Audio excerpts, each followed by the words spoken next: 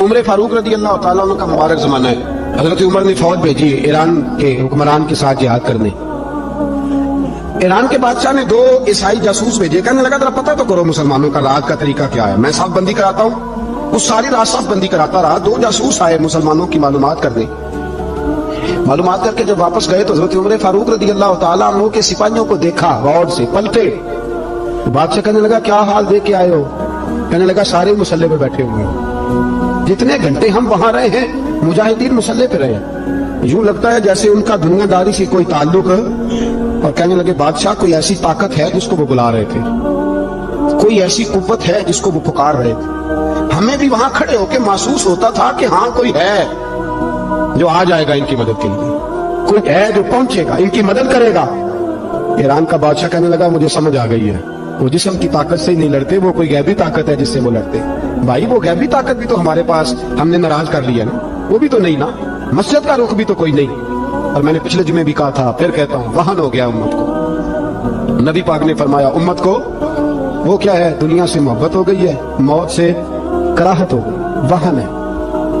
सहाबा किराम को मौत से बड़ा प्यार था, मौत से बड़ी मोहब्बत कर। हमारी तरह नहीं, वो कहते थे मरेंगे तो मनो मट्टी, तो वहां ठीक है अज़ाबे कब्र हक है, लेकिन मैं कहा करता हूँ सालों के बाद जो परदेश से माँ के पास आए, माँ उसे अजाब नहीं देती, उसका माथा चूमा करती है। और भाई जो रब करीम की बारगाह में जाएगा, तेरा क्या ख्याल है, गाल सड़ जाएगा? मदीने वाले हबीब ने फरमाया कब्रुल मोमिन रौज़तुम मिन रियाज़िल जन्नह, फरमाया मेरा मोमिन जब कब्र में जाता है तो अल्लाह जन्नत के सारे दरवाजे खोल देता है, वो तो अल्लाह की रहमत में पहुंचता है। कौन कहता है मोमिन मर गए, वो तो कैद से छूटे अपने घर गए। कौन कहता है कब्र में अजाब है तो सिर्फ अजाब ही है, हाँ मुजरिम को सजा मिलेगी, लेकिन मोमिन हमेशा जहन्नम में, वो बिलाखिर जन्नत में जाएगा, बिलाखिर जन्नत में जाएगा।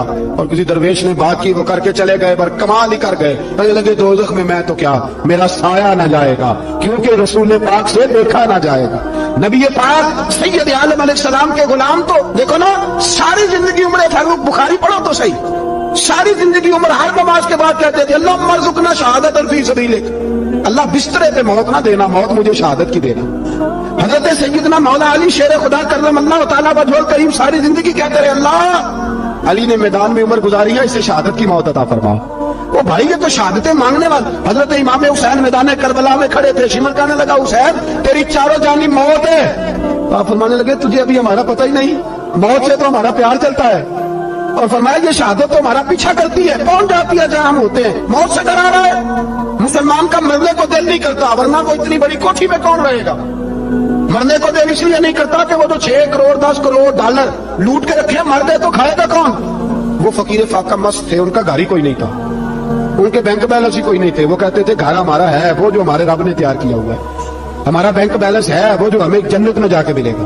उनका तो ये खाता ही कोई नहीं था, इसलिए वो शहादत की। हजरत उमर बिन जमू रदी अल्लाह तआला अन्हु मैदाने ओहद में 4 बेटे लेके आए। कितने बेटे बोल के बताए? 4 बेटे लेके उमर बिन जमू आए, और खुद एक टांग से लंगड़े से आपी है, टांग छोटी है। हुजूर के सामने खड़े हुए कहा महबूबा मेरे 4 ही थे, मैं 4 ले आया हूँ, कबूल कर ले। तो हुजूर ने फरमाया तू क्यों तलवार ओढ़े आया है, ये तूने क्यों गले में असला डाला हुआ है? कहा या रसूल अल्लाह मैंने भी तो जाना है ना। तो हुजूर ने फरमाया 4 बेटे जो हैं। हजरत उमर बिन जमू ने बात की, सहाबा कहते हैं लबों से मुस्कुरा रहे थे, आंखों से रो रहे थे, क्या अजीब अंदाज है। हुजूर ने फरमाया अमर 4 बेटे जो आ गए तो तू रहने दे। हजरत उमर रो पड़े, कहने लगे महबूबा क्या लंगड़े जन्नत में नहीं जाएंगे? क्या हुजूर मैं लंगड़ा हूं तो मेरे लिए जन्नत कोई नहीं? मेरे हबीब पाक सैयद आलम सल्लल्लाहु अलैहि वसल्लम ने फरमाया अमर तू जरूर जन्नत में जाएगा। कहा महबूबा फिर बच्चे बाद में जाएंगे, मैं पहले मैदान में जाऊंगा। एक बीबी 4 बेटे लेके आई उहद में। कहा महबूबा कुल कमाई थी मैं ले आई हूँ, मेरे पास कोई और शय होती तो मैं बचा के ना रखती। बेटे दे के ना हाजिरी लगवा के तो वापस दरवाजे पे ले गई। हजरत सैयदना अब्दुल्लाह इब्न उमर फरमाते हैं बीबी बोल रही थी तो मेरा जज्बा जिहाद बढ़ रहा था। अपने बेटे को कहने लगी मैं तुम्हें हुजूर के पास छोड़ के जा रही हूँ, जब तुम मैदान में गिरोगे तो मैं तुम्हें देखने आऊंगी, देखना तुम्हारी पुश्त पे कोई जख्म नजर ना आए, जितने तीर खाने हुए सीने पे खाना, जितने तलवारों के नेजों के जख्म बर्दाश्त करने हुए यहाँ खाना, पुश्त पे जख्म नजर ना आए। हज़रत अब्दुल्ला इब्न उमर फरमाते हो बीबी की गुफ्तगू मेरा जज्बा जिहाद बढ़ा रही थी। एक बीबी 3 साल का 4 साल का बेटा लिए रो रही है, उहद का दिन है। सहेलियां पूछती हैं तू क्यों रोती है? वो कहती है देखो मेरा खामद भी बदर में शहीद हो गया, भाई और बाप भी, دل کرتا ہے کوئی جوان بیٹا ہوتا تو آج مصطفیٰ کے ساتھ اسے ہی بھیج دیتی. کوئی جوان میرے پاس ہے ہی 3 سال کا تو کیا کروں, 3-4 سال کا بچہ کیا کرے گا, پتہ نہیں کیا دلیل آئی. اچانک اٹھی, بیٹے کو سینے سے لگایا, کپڑا ڈالا, مسجد نبوی پہنچ گئی. حضرت بلال کہتے ہیں مجھے ملی, کہنے لگی بلال مجھے پتہ ہے حضور تیاری کرا رہے ہیں جنگ کی, پر 2 منٹ اگر میری ملاقات ہو جائے. بلال حبشی کہنے لگے حضور ہم ایک بی بی ضد کر رہی ہے. حضور باہر آئے, کہنے لگی حضور میں فلاں کی بیٹی, فلاں کی بہن, فلاں کی بیوہ ہوں, میں نے بدر میں 3 شہید دیے ہیں, اب میرے پاس یہ 3 سال کا لال ہی بچا ہے, بڑا فخر ہے میرا. لوگ مجھے شہید کی بیوہ, شہید کی بیٹی, شہید کی بہن کرتے, دل کرتا ہے شہید کی اماں بھی کہیں جاؤں تو میرا بیٹا لے لے. سیدنا بلال کہتے ہیں حضور مسکرائے, کہنے لگے یہ 3 سال کا نونہال کیا کرے گا. کہتے ہیں اماں کا عجیب جذبہ ہے. کہنے لگی محبوبہ سنا ہے اسلحہ بھی تھوڑا ہی ہے, ڈھالیں زیادہ کوئی نہیں, میرا بیٹا ساتھ رکھ لیں, جب آپ کی طرف کوئی تیر آیا نا تو میرا بیٹا ڈھال کے اس کو ڈھال بنا کے آگے کر دینا. محبوبہ ڈھال تو بان ہی سکتا ہے نا. حضرت بلال فرماتے ہیں مصطفیٰ کریم نے فرمایا جہاں میں نے قبول کیا, قیامت کے دن بیٹا گھر لے جا, جب تیرا نام پکارا جائے گا تو شہید کی اماں کہہ کے پکارا جائے گا, جا تو گھر لے جا. کہتے ہیں چلتے چلتے ایک غریبنی اور آ گئی, اتنی سی اٹی بان کی, اتنی سی. بلال حضور سے ملاقات ہو جائے گی, نبی پاک آ گئے, کہا محبوبہ یہ غلبہ اسلام میں میرا بھی حصہ ڈال لے. حضور نے فرمایا یہ کیا ہے. کہنے لگے حضور خامد فوت ہو گیا, اولاد اللہ نے بے نیازی سے دی نہیں, سویرے چرخہ کاٹ کے رزق حلال کھاتی ہوں, میرے پاس نا یہ اتنا سا بان ہے, ایک گھوڑے کی لگام بن جائے گی. محبوبہ حصہ تو ڈال جائے گا نا دین کے لیے, میری قبولیت ہو جائے گی. میرے حبیب نے ہاتھ اٹھائے اور دعا مانگی, کہے اللہ جتنا تو میدان کے مجاہدوں کو اجر عطا فرمائے اتنا اس غریبنی کو بھی عطا فرما. حضرت عمر فاروق رضی اللہ تعالیٰ عنہ رات کا وقت چہرے پہ نقاب ڈال کے گلی میں گھوم رہے, تو اعلیٰ کام اعلیٰ کردار ان لوگوں حضرت عمر گزر رہے تھے. تو غلام ساتھ تھا, ایک شخص کو دیکھا کہ مدینے کے باہر خیمہ لگایا ہوا ہے, بھئی خیریت ہے, یہاں خیمہ کو لگایا. کہنے لگا امیر المومنین سے ملنے آیا, رات ہو گئی تھی تو سوچا یہیں قیام کر لیتا ہوں, صبح ان سے ملوں گا. تو فرمایا اندر کسی کے درد سے کراہنے کی آواز آتی ہے. کہنے لگا میری بیوی ہے, اور بچے کی ولادت کا وقت آ گیا, تکلیف میں. حضرت عمر دوڑے گھر گئے, اپنی اہلیہ سے کہنے لگے نیکی کمانے کا ارادہ ہے.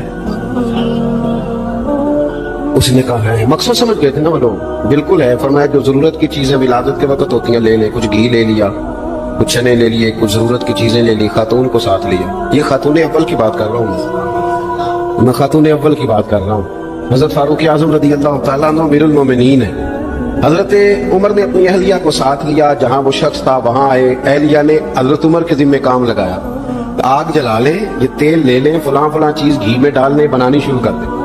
فاروق اعظم نے ہاتھ کے اندر پکڑا ہوا برتن, چمچہ, ڈوئی بھی آگ نہیں رہے, پنجابی ہے نا, تو وہ کام کر رہے ہیں, چلا رہے ہیں, آگ جلا رہے ہیں. خاتون اندر ڈیوٹی کر رہے ہیں. تو وہ شخص جو تھا نا جس کی بیوی تھی, وہ کہتا میں 2-3 دفعہ کا غلام ادھر آ, فلانی چیز بتا. میرے ذہن میں یہ تھا کہ امیر المومنین نے کو بندہ کھڑا کیا آنے جانے والے مسافروں کا خیال کرے. میرے ذہن 2-4 دفعہ میں نے اپنے لفظوں میں بات بھی کہہ دی, لیکن جب اندر میرے بچے کی ولادت ہوئی تو اندر سے میری بیوی بولی اور حضرت عمر کی اہلیہ بولی, اور بول کے کہنے لگی امیر المومنین مبارک ہو, آپ کے دوست کو رب نے بیٹا دیا ہے. وہ شخص کہتا ہے میں باہر کھڑا تھا, وجود تڑپ گیا, آنکھیں برس پڑی, کبھی نہیں رویا تھا پر کیفیت عجیب بن گئی. کوئی تقریر نہیں سنائی, کوئی اعلیٰ شعر نہیں انہوں نے پڑھا. میں نے یوں لے کر ان کے سر سے پاؤں تک دیکھا. میں نے کہا یہ وہی شخص ہے جس کا نام لے تو کیسر و کسرا کانپ جاتے ہیں, یہ وہی شخص ہے. میں نے جمعے میں کہا تھا کہ روب کپڑوں کا نہیں ہوتا, روب تو دیانتداری کا ہوتا ہے. ہاں بڑا مال کما کے لوگوں نے بنائی ہوتی ہے, کار کوٹھی تو بندے کھڑے ہو کے کہہ دیتے ہیں 2 نمبر طریقے سے آئے, اور 13ویں-14ویں گریڈ کا ملازم ہو تو اس کے سامنے بہت بڑا افسر ڈر رہا ہوتا ہے یار بندہ دیانتدار ہے, یہ رشوت نہیں لیتا, سفارش نہیں مانگتا, یہ میرٹ پہ کام کرتا ہے. تو روب تو آپ کی دیانتداری کا ہے, آپ کی سچائی کا ہے. اپنی زندگی میں جو لوگ مقصد سمجھ گئے, مقاصد پا گئے, کچھ کر گئے, ہم ذرا الجھ گئے ہیں. پہلے اتنا شاندار مکان بناتے ہیں, پھر مرنے کو کس کا دل چاہے. اتنی محنت کر کے جو ہے وہ کوٹھی بنائی ہے تو اب چھوڑ کے کون جائے. وہ تیار بیٹھے تھے. انہیں نبی کریم نے کہا تھا کن فی الدنیا کانک غریب او عابر السبیل, تم نے مسافروں کی طرح رہنا. او میرے بھائی, کبھی دیکھا ہے ایئرپورٹ پہ مسافر لڑتا ہو کہ میں نے یہ جگہ خریدنی ہے, اسے پتہ ہے کہ ابھی فلائٹ آنی ہے, میں نے تو چلے جانا ہے. रेलवे स्टेशन पे जो जगह होती है वो खरीदने के लिए लोग रट्टा नहीं डालते, उन्हें पता है पहली ट्रेन से चले जाना है। बस स्टॉप पे झगड़े नहीं होते कि ये कुर्सी मेरी है, जाना जो है मिट्टी दें ते मिट्टी रहने ਐਵੇਂ ਕਾਦੀ ਬੱਲੇ ਬੱਲੇ ਅੱਜ ਮਿੱਟੀ ਦੇ ਉੱਤੇ ਬੰਦੇ ਆਤੇ ਕੱਲ ਮਿੱਟੀ ਦੇ ਥੱਲੇ। इतना ज्यादा मकसद नहीं ना जब समझते तो बेचैन है बेकरार। बहुत लोगों ने इतने पैसे जमा कर लिए कि इतने खा नहीं सकते, इतनी जरूरत नहीं, लेकिन इसके बावजूद है कि वो दौड़ खत्म होने का नाम ही नहीं ले रही। हजरत सिद्दीक अकबर रज़ी अल्लाह ताला अन्हु अमीरुल मोमिनीन है। बादशाहों के बड़े बात होती है, हमारे मुल्क में ऐसे भी बादशाह गुजरे हैं कि जो सफर पे जाते थे तो खानसामे में भी ले जाते थे, बावर्चियों को भी लेके जाते थे कि खाना मेरी मर्जी का होना चाहिए। हजरत अबू बकर सिद्दीक ने पानी मांगा, अमीरुल मोमिनीन, तो सहाबा ने ना शहद मिला पानी पेश किया। कोई इतनी लंबी बात तो नहीं, लेकिन सिद्दीक अकबर रो ही पड़े, और इतना रोए कि हिचकियां बन गई। लोग कहते हैं पता नहीं था किस बात पे रो रहे हैं, पर हम भी रो पड़े। हुजूर आप क्यों रोते हैं? तो आप फरमाने लगे यार मुझे आसानियों में मुब्तला करने लगे, मुझे इन दुनिया की लज्जात में उलझाने लगे। मैं हुजूर की बारगाह में बैठा था, अल्लाह के रसूल फरमा रहे थे पीछे हट जा, पीछे हट जा, पीछे हट जा। मैंने पूछा हुजूर आप किसको कह रहे हैं? हुजूर फरमाने लगे दुनिया मेरे पास आई थी, वो करीब करना चाहती थी मुझे, तो मैंने उसे कहा पीछे हट जा, मेरे नेड़े ना, दूर हट जा। वो हट तो गई है, पर जाती दफा कह गई है सोने आप तो बच गए हैं, पर आपके बाद वाले कैसे बचेंगे? तो मुझे सीने से लगा ले, गले से लगा ले, मकसद अपना समझे, अमाल का हुस्न पैदा करे। अगर इंसान का मकसूद माल कमाना है तो अगर माल मिल गया तो उसके बाद फिर क्या करेगा? किसी ने तय कर लिया था कि बहुत बड़ी गाड़ी और बहुत बड़ा बंगला मुझे चाहिए, तो वो बंगला उसे मिल गया, गाड़ी आ गई। अब तो मकासद क्योंकि तय नहीं होते, तो जो चीज इंसान छोटा सा मकसद तय करता है वो उसे हासिल हो जाता है। मैंने मुल्क से बाहर जाना है, घर सेट करना है, साथ वाला प्लाट लेना है, हो गया सारा कुछ। तो अब वो फिर इंसान बेचैन हो जाता है, परेशान रहता है, कहता है समझ नहीं आती मतलब मकसूद क्या है। अल्लाह तबारक व तआला ने तो एक तिनका बेमकसद पैदा नहीं किया, इतना सोना इंसान कैसे बेमकसद पैदा कर? तो रब करीम ने हमें बताया कि मकसद तो तुम्हारा है, मकसद है अल्लज़ी खलक़ल मौता वल हयाता लियब्लुवकुम अय्युकुम अहसनु अमला। उसने मौत और हयात इसलिए पैदा की है ताकि पता चले तुम्हें अच्छे अमल कौन करता है,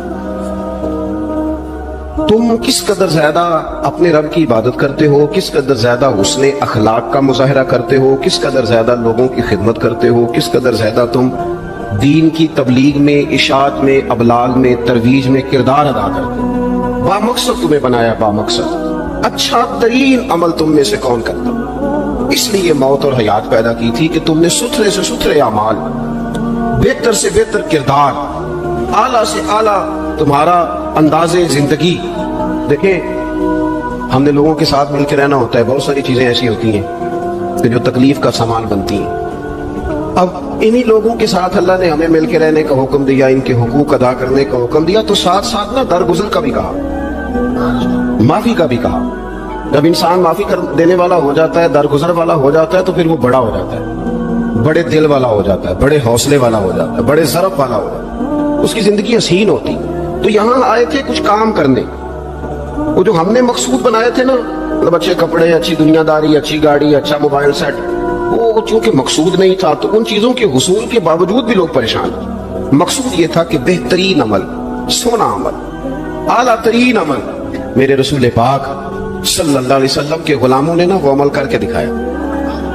आला तरीन मिजाज रखते थे और आला तरीन खिदमत, यानी लोग उनका किरदार देख के ना, किरदार और अमल देख के, हम तो लंबी तकरीरें करते हैं, बातें करते हैं, बड़ा कुछ बताना पड़ता है, लेकिन वो बस थोड़ा सा ना लोग उनके पास उठते बैठते थे, आते जाते। इतनी दौड़ है कि आगे बढ़ के और लेना है, और लेना है, हाल में मजीद का रट्टा, वो समझ गए, हम ना अड़े हुए। बहुत सारे लोग ऐसे हैं जिन्हें सही बात का पता चल गया है, वो फैसला करने में देर कर रहे हैं। उन्हें समझ आ गई है कि बेहतर यही है कि मैं वक्त पे मस्जिद आया करूं। उन्हें समझ आ गई है बेहतर ये है कि सवेरे उठ के ना व्हाट्सएप बाद में देखूं, पहले कुरान पाक की जियारत कर लिए तब। समझ उन्हें है, समझ है कि बातें ज्यादा करने से बेहतर है दुरूद और सलाम ज्यादा पढ़ा जाए। पता उन्हें है, फैसला ही नहीं कर रहे, इरादा नहीं बना रहे, तवज्जो नहीं कर रहे। जब बहुत ज्यादा बंदा दुनियादारी में उलझ जाता है ना, बहुत ज्यादा, आसानियां तो बंदे को जीने नहीं देती। पहले इंसान कहता है कि मोटरसाइकिल हो जाए ना तो चलो सफर आसान होगा, फिर मोटरसाइकिल कहता है टायर 2 हैं, 4 टायरों वाली हो ना, चलो मेहरान ही हो जाए, खैर है। لیکن مہران میں بیٹھتے ہی اسے خیال آتا ہے کہ اس کی تو سیٹیں تنگ ہیں، پھر اسے بڑی گاڑی چاہیے. یہ روز دوڑ ہے. وان فقیروں کسے نہیں ماریا اے ہوئی چور اندر دا. یہ دوڑ ہے، یہ ختم. حضرت ابوبکر صدیق رضی اللہ تعالیٰ عنہ امیر تھے. ہمیں تو نا جی ایک سے ایک کھانا، اور آج یہ نہیں کھانا، آج میری مرضی کا کھانا، یہ میری مرضی کا، یہ میرے بچے کی مرضی کا، یہ فلانے کی مرضی کا. وہ خواہشات کا انبار. اور نفس بچے کی طرح ہوتا ہے، ایک خواہش پوری کرو تو فوراً ہی دوسری بھی بتا دیتا ہے، دوسری پوری کرو تو تیسری کی بھی خبر دے دیتا ہے. ہم نا کیونکہ الجھ جاتے ہیں، پھر وہ الجھاؤ ہمیں باہر نہیں نکلنے دیتا. اگر تھوڑا تھوڑا کر کے، میرا مطلب یہ ہے کہ زندہ رہنے کے لیے روٹی کھانی ہے نا. مثلا روٹی کا لطف کتنی دیر ہوتا ہے؟ جتنی دیر منہ میں چباتے ہیں، اس کے بعد ختم. تو کپڑا تو پہننا تھا بدن چھپانے کے لیے. اس میں وہ کدھر سے آ گئی ساری کہانیاں جو آج بن گئی. اور اتنے میں نے عجیب و غریب نظام دیکھا ہے کہ نوجوان ہے، اچھا بھلا سیانا آدمی، کپڑے اس نے تازے سلوائے ہیں اور 99 لوگوں نے کہا صحیح لگ رہا ہے، صرف ایک نے کہا نہیں ٹھیک لگ رہا. وہ پریشان ہو جاتا ہے، کہتا ہے اس کا کچھ کروں. کیوں؟ اس لیے کہ یہی سارا مقصود سمجھ لیا ہے، کپڑے پہننا، اسی میں الجھ جانا. میں اکثر دوستوں سے کہتا ہوں، میں خود کسی دوسرے کی بات نہیں کرتا، بہت زیادہ عمر نہیں میری، میں خود جایا کرتا تھا. شادی کوئی آ گئی تو 2-3 دن پہلے ابا جی کہتے تھے پرانے جوتے کچھ گنڈوا لا، کچھ پالش کرا لا، توڑے میں ڈال کے جانا موچی کے پاس، اس نے کچھ سیٹ کر دینے. اب کہاں رہ گیا جی یہ کام؟ چھٹی نہیں ہو گئی. اب کون سا ایسا سلسلہ ہے؟ وہ جو کہیں سے کپڑا تھوڑا پھٹ جاتا تھا نا، تو اماں اس کو اس طرح پہ بند کراتی تھی کہ ڈیزائن بھی بن جاتا تھا اور کام بھی چل جاتا. کدھر کیا وہ دور. لیکن تکلیف دیکھ لیں آج پہلے سے زیادہ ہے، لڑائی پہلے سے زیادہ ہے، آزمائش پہلے سے زیادہ ہے. کیوں؟ جتنی بھی خواہشات آپ بڑھاتے جائیں گے نا، مقصد فوت ہوتا جائے گا. جتنی بھی مقصود سفر کرنا ہے، گاڑی دکھانا تو مقصود نہیں، لیکن ہمیں وہ والی گاڑی چاہیے کہ لوگ ایک دفعہ انگلی منہ میں ڈالیں کہ وہ اس گاڑی پہ بیٹھا ہوا ہے. ہم مقصد سے پیچھے ہٹیں گے جب پھر تکلیف میں آئیں گے، پھر آزمائش. زندگی میں ہم نے جو چیزیں مینج کی ہیں وہ ساری دوسروں کے لیے، ہمارے لیے کوئی شے بھی نہیں. ولیمے پہ گئے تاکہ برادری راضی ہو جائے، تعزیت کے لیے گئے تاکہ محلہ راضی ہو جائے، فلانا کام کیا تاکہ لوگ جو ہیں وہ میرے حق میں ہو جائیں. ساری زندگی دوسروں کے لیے جی کے گزار دی، اور آپ نے 99 نیکیاں کی، ایک خامی آئی تو لوگ تو وہ تھے جو پھر بگڑ گئے. بہتر نہیں بندہ رب کو ہی راضی کرے. واللہ ورسولہ احق ان یرضوا، اللہ اور اس کے رسول کا زیادہ حق ہے کہ انہیں راضی کیا جائے. ان کا زیادہ حق. اپنی زندگی میں معاملات کو ترتیب دیں، ایک مخصوص ذہن بنائیں. اتنا سویرے قرآن شریف پڑھنا ہے، اتنا درود پاک، اور یہ راز ہو ہمارا اور ہمارے رب کا. یہ راز ہو اتنی دیر مصلی پہ بیٹھنا ہے. میرے ایک دوست ہے ڈاکٹر صاحب، میں بیٹھا تھا تو وہ ایک شخص کو کہہ رہے تھے تیرے دل میں کچھ باتیں ہیں نکال دے تاکہ تیری ٹینشن ریلیز ہو جائے، تیری صحت ٹھیک ہو جائے گی. تو بندہ کہہ رہا تھا اچھا ٹھیک ہے ڈاکٹر صاحب. تو میں نے کہا کہ اگر آپ اجازت دیں تو ایک بات میں بھی کر لوں. انہوں نے کہا آپ بھی کر لیں. تو میں نے کہا ڈاکٹر صاحب کچھ دکھ بڑے ذاتی اور نجی ہوتے ہیں، بندہ کسی کے سامنے کہہ ہی نہیں سکتا، بڑے ذاتی قسم کے ہوتے ہیں. وہ آپ کسی کے سامنے اتنا مرضی کوئی قریبی ہو، وہ بندے کی اپنی اندر کی کچھ ایسی تکلیفیں ہوتی ہیں اندر کی. آدم گنڈا دے وچ گنڈا دس کیڑی کھولا، بڑے مسئلے ہوتے ہیں، آپ کیسے بیان کر سکتے ہیں، سوال ہی نہیں پیدا ہوتا. تو کہنے لگا پیر صاحب حال تو ہوگا نا. میں نے کہا بالکل ہے. ہمیں ہمارے دین نے دعا سکھائی ہے، جو کسی سے نہیں کہہ سکتے وہ اپنے رب سے کہہ دو. اللہ کے حضور عرض کر دو، کشکول طلب دراز کر کے کہہ دو مالک یہاں جہاں پریشان ہو. وہ بڑا کریم ہے، عطا بھی کرے گا اور پردہ پوشی بھی فرمائے گا. اپنے اللہ کے ساتھ اپنا تعلق مضبوط کریں. اپنی زندگی میں حسن اعمال کا پیدا کریں. اعمال کا، کہانیوں کا نہیں، باتوں کا نہیں، تصویروں کا نہیں، نئی سے نئی پکچر کا نہیں، اعمال کا. اور خوبصورت ترین طریقہ ہو. دیکھیں نا، مشکل سے بھی تو نماز پڑھنی ہے نا. سویرے ابا بڑے غصے میں تھے تو پھر مجھے اٹھنا ہی پڑا، تو اس طرح بھی تو پڑھنی ہے. تو اگر بندہ ذوق سے اٹھے اور ذرا سونا کر کے وضو کرے اور ذرا صحیح کر کے مصلی بچھائے اور سجدہ کرے تو ذرا ذوق سے کرے. مجھے سوز دے، مجھے ساز دے، مجھے نیم شب کا نیاز دے، دم سجدہ خود کو میں توڑ دوں، مجھے ایسا ذوق نماز دے. اس ذوق کے ساتھ آگے بڑھے. مقاصد جب بندہ سمجھ جاتا ہے نا، مقاصد، پھر اس کے لیے آسانی ہوتی ہے. میں نے عرض کیا تھا زیادہ باتیں نہیں کرنی، مقصود تو ایک پیغام دینا ہے. اب ہم نے جانے والوں کے لیے کیا کرنا ہے؟ ایک تو یہ کہ اپنا مقصد ٹھیک کرنا ہے کہ جو رخصت ہو گئے، اپنے بزرگوں کو نا یاد رکھیں. اصل کام ہے ان کو کھول کے بتائیے. سال کے بعد ختم، بڑی اچھی بات ہے، سسماہی ششماہی سہماہی سب ٹھیک ہے، ان کو یاد رکھیں.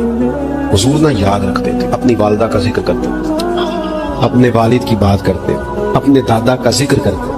اپنے جانے سیدہ خدیجہ الکبریٰ رضی اللہ تعالیٰ عنہ وصال کر گئی تو حضرت عائشہ کہتی ہے حضور اکثر گھر میں ان کا ذکر کرتے. اپنے بزرگوں کو یاد رکھیں، ان کا ذکر کریں، ان کو نا والد کے لیے نا والد ہونا شرط ہے، پی ایچ ڈی ہونا شرط نہیں۔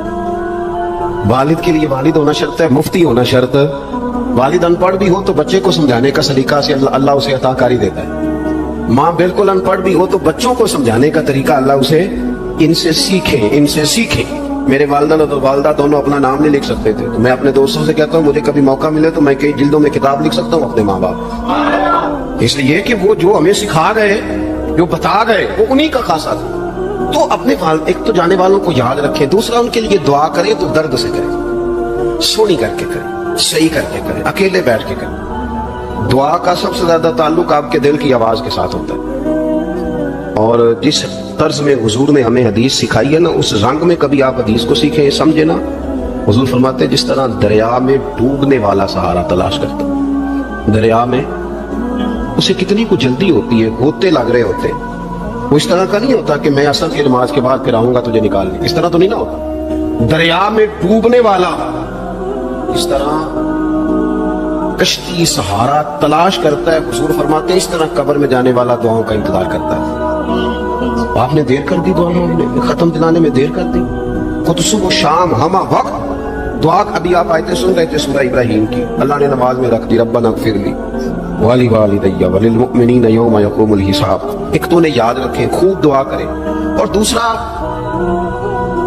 کوشش کریں کہ وہ جو نیکیاں کرتے تھے وہ نیکیاں بھی جاری رہیں، جن لوگوں سے ان کا اچھا تعلق تھا وہ تعلق بھی قائم رہے، یہ بھی کوشش کریں کہ ان کے لیے صدقہ تو خیرات کریں، اور قیمتی صدقہ دے، قیمتی، میں بات ختم کرنے لگا ہوں بس، قیمتی صدقہ دے، قیمتی۔ 15 تولے سونا گھر میں پڑا ہوتا ہے، قیمتی ہوتا ہے نا۔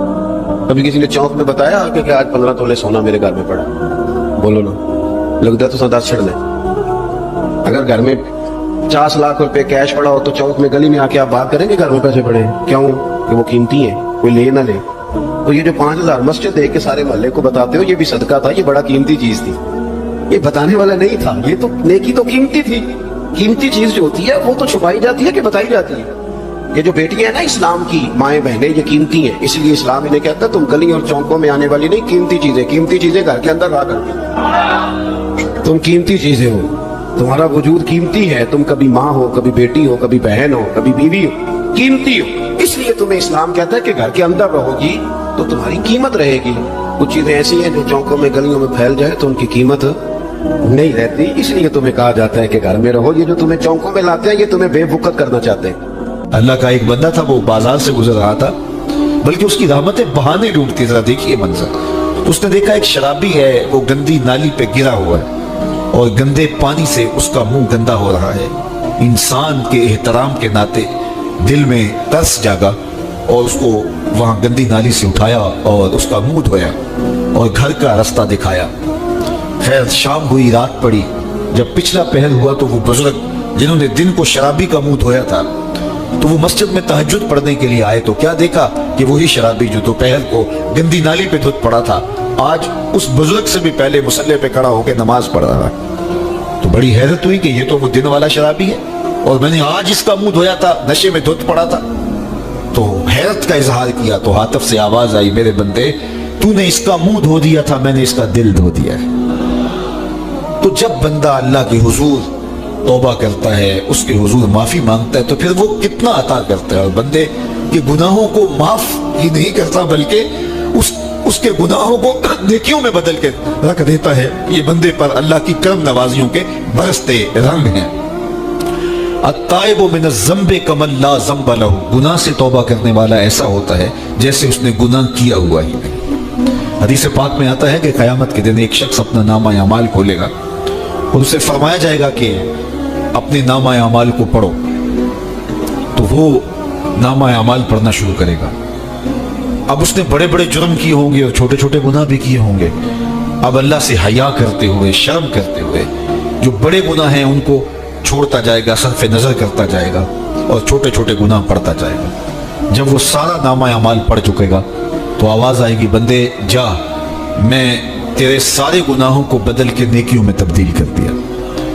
تو وہ کہے گا، اے اللہ ابھی تو میرے بڑے بڑے گناہ رہتے تھے جو میں نے ابھی پڑھے ہی نہیں۔ تو جب یہ بات اللہ کے محبوب نے ارشاد فرمائی تو حضور اتنا مسکرائے کہ صحابہ کو حضور کی داڑھیں نظر آنے لگی۔ پہلے وہ کہہ رہے کہ چھوٹے چھوٹے گناہ پڑتے اور بڑے چھوڑتا چلا جاتا ہے، اور جب یہ اسے پتا چلا کہ ان گناہوں کو بدل کے نیکیوں میں تبدیل کر دیا جائے گا تو وہ کہتا ہے ابھی تو بڑے بڑے گناہ میرے رہتے تھے۔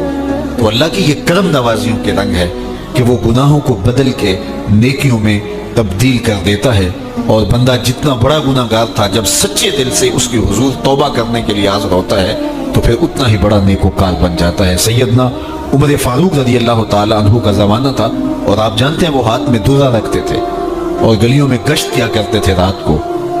دن کو بھی آپ دیکھتے تو ایک شرابی تھا جو ہاتھ میں شراب کی بوتل لے آ رہا تھا، اچانک گلی کا موڑ کاٹا تو آگے حضرت عمر آ رہے تھے، ایک دم ڈر گیا اور دل ہی دل میں کہا اے اللہ حضرت عمر کے قہر سے بچا لے، ساری زندگی شراب نہیں پیوں گا۔ سچی توبہ کر دی اور جلدی سے وہ شراب کی بوتل بغل میں دبا لی۔ اتنے میں حضرت عمر بھی سر پہ پہنچ گئے اور کڑک کے کہا، گرج کے کہا کہ یہ تیرے پاس کیا ہے؟ تو تھی تو شراب۔ اب ڈرتے ہوئے اس نے کہا حضور یہ سرکہ ہے۔ تو حضرت عمر فرمائے نکالو۔ اب وہ تھر تھر کانپ رہے اور بغل سے وہ شراب کی بوتل نکالی، جب نکالا تو وہ شراب نہیں تھی، سرکہ بن چکا تھا۔ تو جو اللہ شراب کو سرکے میں بدل دینے پہ قادر ہے وہ گناہوں کو نیکیوں میں بدل دیتا ہے۔ تو یہ ایک صورت دکھائی کہ دیکھو یہ شراب کو سرکے میں تبدیل کر دیا، تمہارے گناہ بھی نیکیوں میں تبدیل کر دیں گے، تم آؤ تو صحیح اس کی چوکھٹ پہ، تم ہاتھ تو پھیلاؤ۔ حضرت داتا گنج بخش علی حجویری علیہ رحمہ کشف المعجوب کے اندر لکھتے ہیں کہ جو فرمایا گیا کہ جس نے توبہ کی اللہ نے اس کی مغفرت کر دی، تو ایک بزرگ کا قول نقل کیا کہ جس کو اللہ نے بخشنا تھا اللہ نے اس کو توبہ کی توفیق دے دی، اس کو بلایا ہی اسے ہے جس نے مغفرت کرنی تھی۔ تو توبہ کی توفیق کا نصیب ہو جانا یہ اللہ کی خاص رحمتیں ہیں، اور توبہ کرنے والا اللہ کی خاص رحمتیں پاتا ہے۔ توبہ کرنے والا جب اس کی حضور حاضر ہوتا ہے تو اللہ تعالیٰ اس پہ بہت خوش ہوتا ہے۔ اللہ کے محبوب علیہ السلام نے باقاعدہ ایک مثال سے یہ حقیقت سمجھائی کہ توبہ کرنے والے کے لیے اللہ کی خوشی کا عالم کیا ہوتا ہے، اللہ کیسے خوش ہوتا ہے توبہ کرنے والے پر۔ تو حضور نے ارشاد فرمایا ایک بندہ لمبا سفر کر کے اور صحرا کے اندر ایک لمبے سفر پہ تھا، تو راستے کے اندر اس نے چند لمحوں کے لیے سستانے کے لیے، دوپہر کاٹنے کے لیے ایک درخت کے ساتھ اپنا جانور باندھا اور خود سو گیا۔ اس کا خیال تھا چند لمحوں کے لیے آنکھوں کی نیند نکالوں گا اور آگے بڑھ جاؤں گا، اس لیے اس نے سامان بھی سواری اونٹ کے اوپر جو لدا ہوا سامان تھا، اس میں کھانا تھا، پینا تھا، دیگر ضروریات کی چیزیں تھی، تو وہ بھی نہیں اتارا، کجاوے پر ہی پڑا رہا کہ چند لمحوں کے لیے میں نے کمر سیدھی کرنی اور آگے چلے جانا۔ تو تھوڑی دیر کے بعد اس کی آنکھ کھلی تو کیا دیکھتا ہے کہ اونٹ ماں ساز و سامان کے غائب ہے۔ تو صحرا میں اونٹ کا گم جانا زندگی گم جانے کے مترادف ہے، تا حد نظر نہ کوئی آبادی نہ کوئی انسانی وجود، تو پھر زندگی نہیں موت کے منہ میں اپنے آپ کو دھکیل لینا ہے جنگل میں اگر آپ کے پاس کچھ باقی نہیں بچتا ہے۔ تو اس نے دیکھا کہ سواری غائب ہے، سواری غائب ہے تو اس کے اوپر جو سامان تھا وہ بھی غائب ہے، تو وہ دائیں بائیں بھاگا دوڑا اس خیال سے کہ میں جو ہے وہ اپنی سواری کو تلاش کر لوں، لیکن سواری نہیں مل پائی۔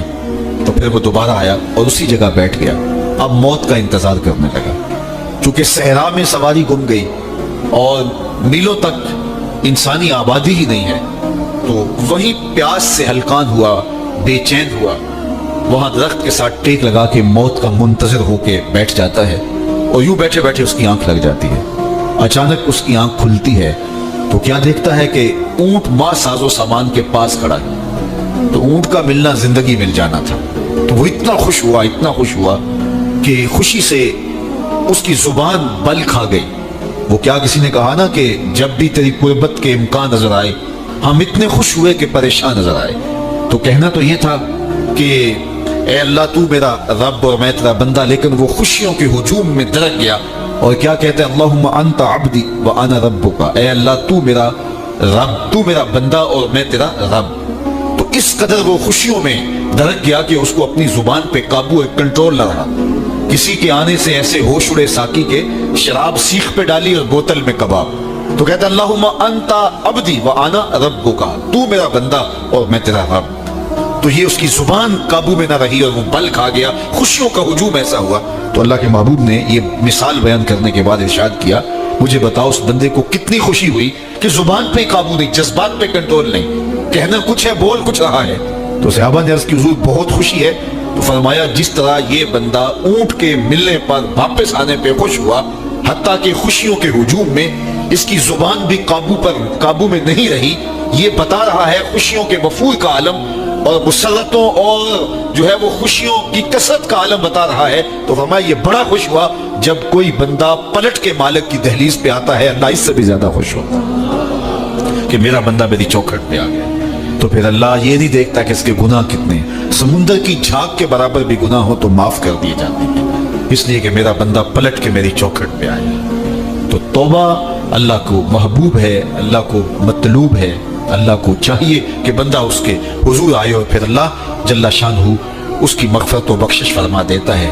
یہ موسم نور کے موسم ہے، عام دنوں میں بھی توبہ کرو، دن میں کرو یا رات کو کرو، کسی بھی مقام پہ توبہ کرو، اللہ معاف کر دینے والا ہے۔ لیکن یہ خاص ایام تو ایسے ہیں کہ اللہ کی رحمتیں بندوں کو معاف فرما دیتی ہیں، اور اگر کوئی توبہ کا جو ہے وہ دامن پکڑ کے آ جائے، اس کے حضور حاضر ہو جائے، تو پھر اللہ تعالیٰ جل شانہ بندوں کی خطائیں بھی معاف کرتا ہے اور ان کے گناہوں کو بدل کے نیکیوں میں تبدیل کر دیتا ہے۔ خوش نصیب ہیں وہ لوگ جو ان بابرکت ایام میں اپنی بخشش کا سامان کر لیتے ہیں، اور ان سے بڑا بدبخت بھی کوئی نہیں جو ان سہانے موسموں میں بھی پیاسے رہتے ہیں اور ان موسموں میں بھی ان کی بخشش و مغفرت نہیں ہو پاتی۔ رت سہانی ہو، موسم اچھا ہو، تو مجھے بتاؤ کہ جو اس موسم میں بھی اپنے آپ کو محروم رکھے تو اس سے بڑی بد نصیبی کیا ہوگی۔ اللہ کے محبوب علیہ السلام نے منبر کی تینوں سیڑھیوں پہ قدم رکھتے ہوئے آمین آمین پکارا، تو حضور علیہ السلام سے عرض کیا گیا یا رسول اللہ صلی اللہ علیہ وسلم، ہر سیڑھی پہ قدم رکھتے ہوئے آپ نے آمین کہا، تو آپ نے کس بات پہ آمین کہا؟ فرمایا جبریل امین حاضر خدمت ہوئے اور انہوں نے کہا اس شخص کی ناک خاک آلود ہو جو ماہ صیام رمضان المبارک کو پائے اور اپنی بخشش نہ کروا سکے۔ تو میں نے اس پہ آمین کہا کہ اتنا مقدس مہینہ نصیب ہو، اتنا سہانا موسم آئے اور وہ پھر جہاں کھڑا تھا وہی کا وہی کھڑا رہے۔ میں اور آپ اپنا محاسبہ کر سکتے ہیں، موسم رحمت اور فصل نور رمضان المبارک اپنا آدھا سفر طے کر چکا ہے، یہ مبارک مہینہ آدھا سفر اس کا بھی باقی ہے۔ تو میں اور آپ ذرا اپنے آپ کو اپنے ضمیر کی عدالت میں کھڑا کر کے اپنے آپ کو دیکھ کر کے دیکھیں، سوچیں کہ ہم نے ان 15 دنوں کے اندر کتنا سفر طے کیا۔ 29-30 شعبان کو ہم جہاں کھڑے تھے، کیا ہم آج بھی وہیں کھڑے ہیں یا ہمارا کچھ سفر بہتری کا ہوا ہے؟ اور اگر ہم وہیں کے وہیں کھڑے ہیں تو پھر ابھی وقت ہے ہم بقیہ 15 دنوں میں اللہ کی رضا جوئی کے لیے کوشاں ہو جائیں، ورنہ کتنی بڑی وعید ہے۔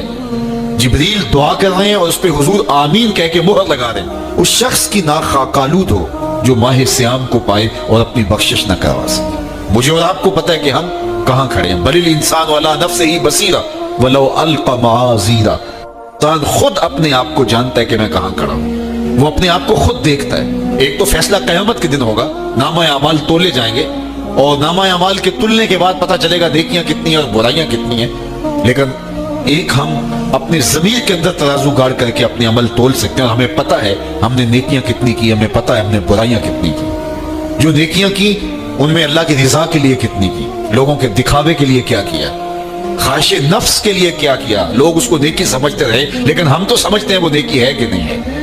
اس طرح جو برائیاں کی وہ تو برائیاں ہیں۔ تو میں اور آپ اپنے ضمیر کی عدالت میں ترازو گاڑ لیں اور اپنے اعمال کو ابھی تول لیں۔ فرمایا گیا حاسبوا قبل ان تحاسبوا، قبل اس سے کہ تمہارا حساب کیا جائے تم اپنا حساب پہلے ہی کر لو۔ تو اپنے اندر کی ستھرائی، اپنے اندر کی پاکیزگی۔ ایک مفسر نے بڑی خوبصورت خسارے کی بات کی، وہ کہتا ہے کہ خسارہ یہ ہے کہ ایک شے کو ایک حسن دیا گیا ہے، دوسرے حسن سے اسے محروم رکھا گیا ہے، تو وہ شے کہتی ہے کہ میں خسارے ہوں۔ مثال کے طور پہ یہ پھول ہی ہیں، ان میں خوشبو ہے لیکن روشنی نہیں ہے، اندھیرے میں رکھ کے چراغا نہیں کیا جا سکتا۔ چاند میں روشنی ہے لیکن خوشبو نہیں ہے، تو چاند کہتا ہے میں خوشبو کے خسارے میں ہوں، پھول کہیں گے میں روشنی کے خسارے میں ہوں۔ اسی طرح بلبل کہتے ہیں میری آواز میں تو جادو ہے لیکن میرے پنجوں میں زور نہیں ہے۔ شیر کہتا ہے میرے پنجوں میں تو زور ہے لیکن میں اڑنا نہیں جانتا۔ کوئل کہتی ہے میری آواز میں تو جادو ہے لیکن رنگ میرا کالا ہے۔ मोर कहता मेरा रंग बड़ा सोना लेकिन मेरे पाँव बद सूरत। हर शय किसी ना किसी तरह खसारे में। इंसानों को देख ले, एक बच्चे से पूछ ले, वो कहता मेरे पास बचपने की मासूमियत तो है, तो लेकिन मेरे पास जवानी का जोर नहीं है। एक जवान से पूछे, वो कहता मेरे पास जवानी का बांकपन तो है, लेकिन मेरे पास बुढ़ापे के तजुर्बे नहीं। एक बूढ़े से पूछे, वो कहता मेरे पास बुढ़ापे के तजुर्बे तो कतार अंदर कतार है, लेकिन मेरे पास अब बचपने वाली मासूमियत नहीं रही। वो अपनी खुशी से आना, वो अपनी खुशी से जाना। इकबाल लिखा था, जुम्बशे जंजीरे दर से लुत्फ आता था मुझे। कोई कुंडा भी हिला के चला जाता तो उससे भी बच्चा लुत्फ कशीद करता है। आज तो नगमे नहीं ना बहलाते, उस वक्त वो जंजीर का हिलना भी तबीयत के अंदर एक कैफियत पैदा कर देता था। अपने जल जाने का भी एहसास नहीं था, जलते हुए शोलों को छेड़ा करते थे। अब तो एक आंसू भी बाइस रुसवाई है, बचपन में जी भर के रोया करते थे। आज दुनिया चांद पे पहुंचने के लिए बेचैन है।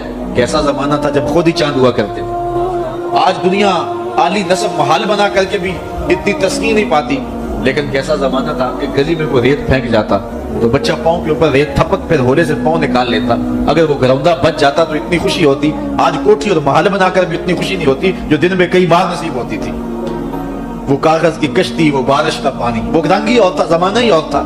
तो वो कहता मेरे पास तजुर्बे तो कतारों में है, लेकिन क्या करूं, मेरे पास अब बचपने की वो मासूमियत नहीं रही, लिहाजा मैं खसारे। इस तरह हर शय किसी ना किसी तरह खसारे। एक आलिम कहता है कि मेरे पास इल्म का नूर तो है, लेकिन मेरे पास सहरी के सजदे नहीं है। एक शब्द जिंदादार कहता है मेरे पास सहरी के सजदे तो हैं, लेकिन मेरे पास इल्म का जमाल नहीं है। एक खुशगुलू शख्स कहता है मेरे पास जो है वो गले का जमाल तो है, लेकिन मेरे पास तहकीक का वो जौहर नहीं है। और एक मुहक्किक कहता है मेरे पास तहकीक के आबगीने और तहकीक के जो है वो मैदान में मेरे पास शाहसवारी तो है, लेकिन क्या करूं, तहकीक मेरे अंदर ही है।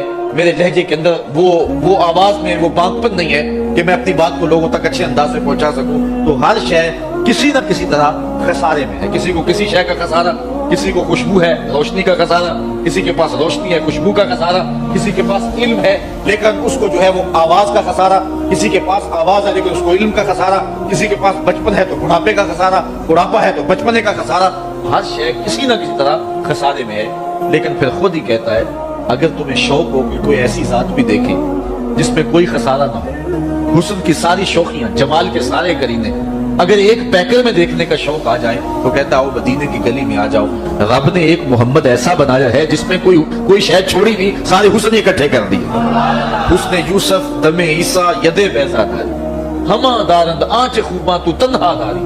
तुमने फूटते हुए झरनों का हुस्न देखा होगा, तुमने बहती हुई नदियों का जमाल कशीद किया होगा, तुमने पर्वतों पर उगे हुए जो है वो दरख्तों का लुत्फ उठाया होगा, तुमने सावन के मौसमों में सरमई बादलों का मजा लिया होगा, बरसती बिरखा का लुत्फ भी उठाया होगा, तुमने जो है वो मरगजारों, लालाजारों, कोसारों, जोए बारों का लुत्फ भी उठाया होगा।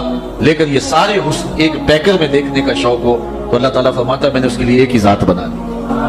उसने कायनात को अगर इकट्ठा किया जाए तो मजमूए का नाम मोहम्मद अरबी सल्लल्लाहु अलैहि वसल्लम। तो हर शय खसारे में है इल्लल्लज़ीना आमनू व अमिलुस्सालिहात व तवासौ बिल हक़्क़ि व तवासौ बिस सब्र। अब हर खसारे में खसारे से बचेगा जिसके पास चार दौलतें, इल्लल्लज़ीना आमनू व अमिलुस्सालिहात व तवासौ बिल हक़्क़ि व तवासौ बिस सब्र। पहली चीज ईमान है जिसके पास, क्योंकि ईमान सबसे बड़ी मता है। एक शख्स के पास दुनिया की हर दौलत मौजूद है, हर आसूदगी मौजूद है, जो ख्वाहिश करता पूरी होती है, लेकिन उसके पास दौलत नहीं है, वो कौड़ी का शख्स नहीं है। एक शख्स के पास झोंपड़ी है, रहने के लिए मकान भी नहीं है, लेकिन उसकी हालत यह है कि सीना ईमान से जगमगा रहा है, तो वो खुश नसीब है जमाने का। सबसे बड़ी दौलत इस दुनिया पे कमाया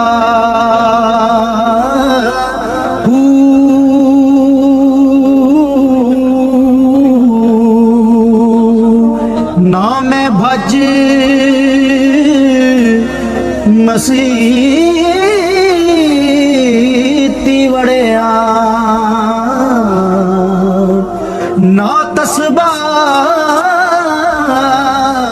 जानने को चिड़िया भी जानते हैं ये फूल खिला है, लेकिन रक्स बिस्मिल के तमाशे तो बुलबुल ही करती है। तो ईमान जानने का नाम नहीं है, ईमान मानने का नाम। जानने को अबू जाहल भी जानते, जानने को बाकी कुफार और अहले किताब भी जानते थे। अल्लाज़ीना आतैनाहुमुल किताब यारिफूनहु कमा यारिफून अबनाअहुम। जिस तरह बेटों को जानते उसी तरह जानते थे, पता था उन्हें ये कौन है, लेकिन जानते थे, मानता तो जनाब अबू बकर ही था, मानते तो जनाब उमर खत्ताब ही थे ना, मानता तो मौला कायनात ही थे ना। असल मानने का नाम ईमान है, जानने का नाम ईमान नहीं है।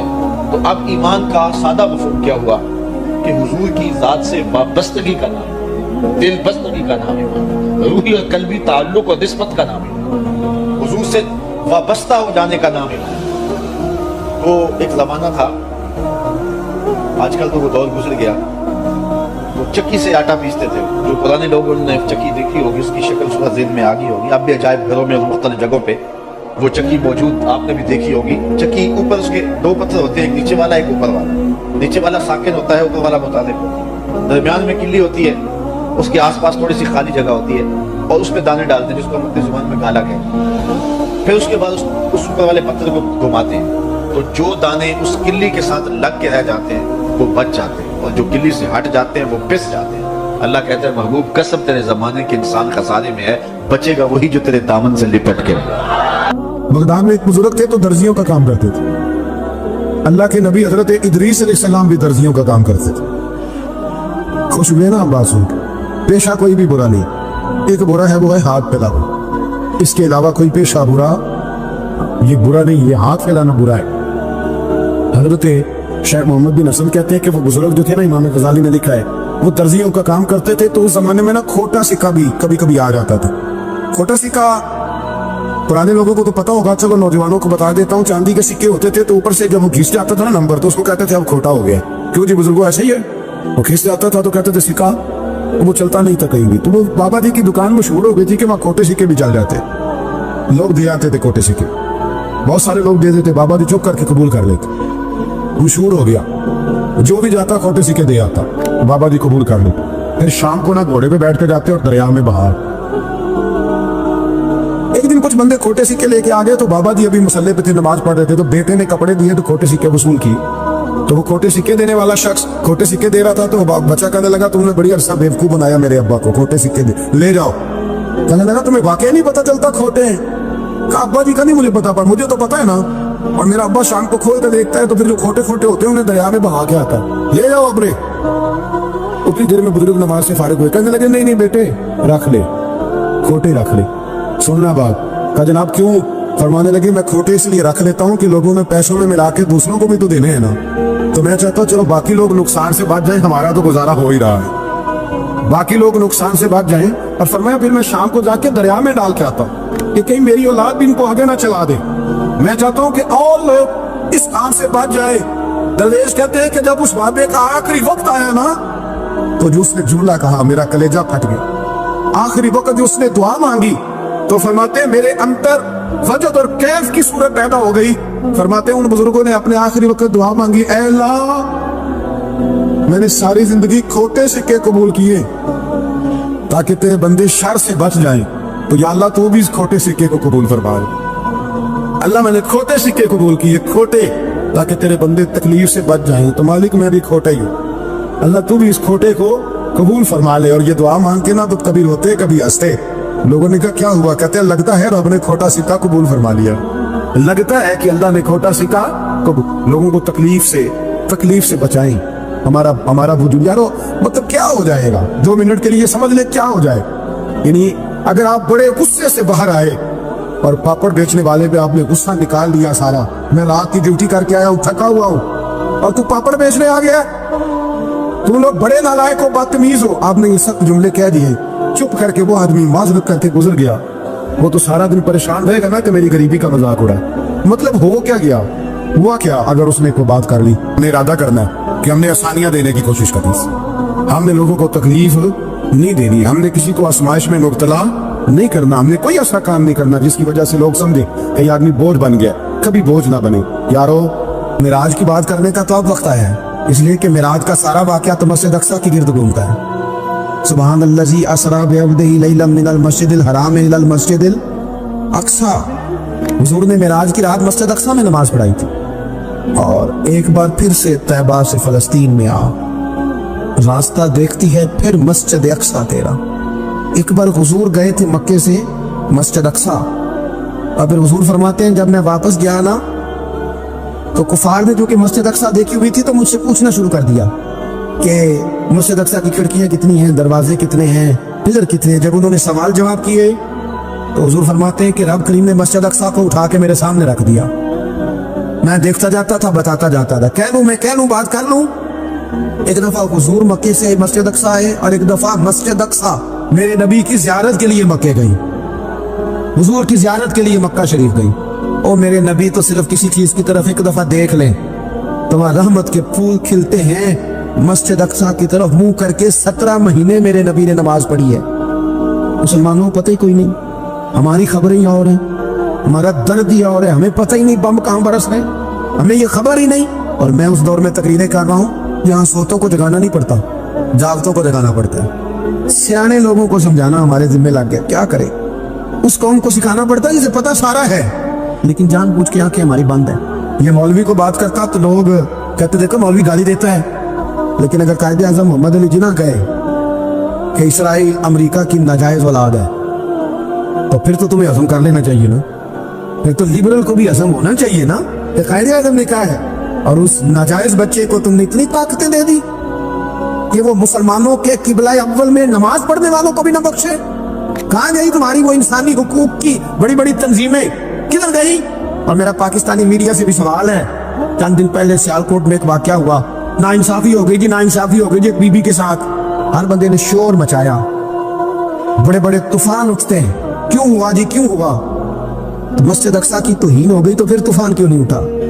ताक शो क्यों नहीं हुए, वैसे क्यों नहीं हुए? मैं इस मोमबत्ती माफिया का क्या करूं? उन लिबरल लोगों का क्या करूं? उनके सपोर्टरों वोटरों का क्या करूं?